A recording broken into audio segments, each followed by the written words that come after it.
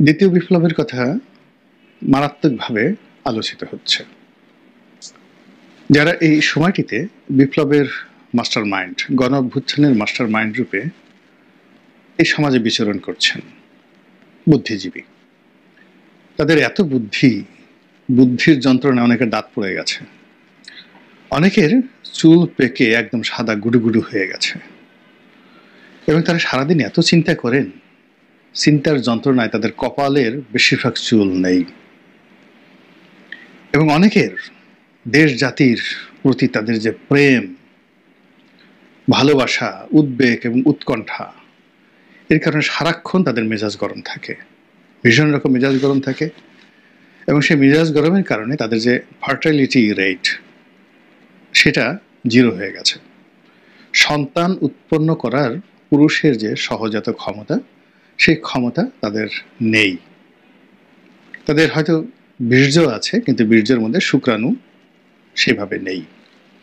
ফলে অনেকের ছেলে সন্তান নেই। তারা এই দেশ জাতির জন্য মূলত পরিশ্রম করে যাচ্ছেন। এইরকম অসংখ্য মানুষ। অনেকে এই যাকে বলা হয় বিভিন্নভাবে সেকুলার চিন্তা ভাবনা করেন, অনেকে ডানপন্থী, অনেকে বামপন্থী, অনেকে মাঝহাবি, অনেকে লামাঝহাবি, অনেকে সুন্নতি, অনেকে জামাতি। এরকম অসংখ্য লোক এই আগস্ট মাসের 5 তারিখের পর তারা সেই বিপ্লবের মাস্টার মাইন্ড হিসেবে এভাবে সামনে চলে এসেছেন। মনে হয় যেন তারা যুগের পর যুগ ধরে এই আন্দোলন তারা করেছেন। শেখ হাসিনাকে হটানোর জন্য তারা সে 2009 সন থেকে পরিশ্রম করছেন। এরকম অনেক লোক এখন আমরা সামনে দেখতে পাচ্ছি।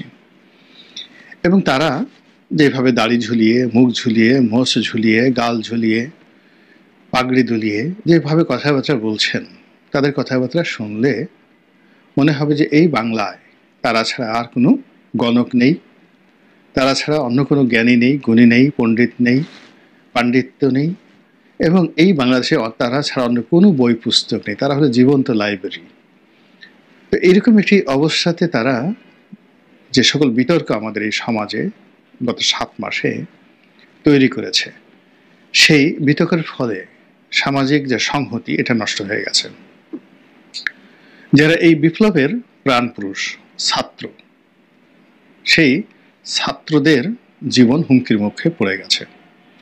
তাদের দুর্মতি, দুর্বুদ্ধি এবং অতি পাণ্ডিত্যের কবলে পড়ে কোমলমতি বিপ্লবীরা, কোমলমতি আন্দোলনকারীরা, গণঅভ্যুত্থানের নায়ক এবং নায়িকারা অবাক বিস্ময়ে একটার পর একটা ভুল করে গেছে, এবং এখন পর্যন্ত সেই ভুল করে চলেছে।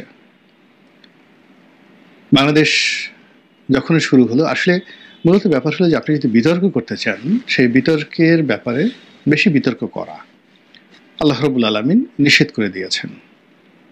এর কারণ হলো আল্লাহ বলেছেন যে তোমাদেরকে আসলে খুব কম জ্ঞান দেওয়া হয়েছে। আমা উতিতুম মিনাল ইলমি ইল্লা কলিলা।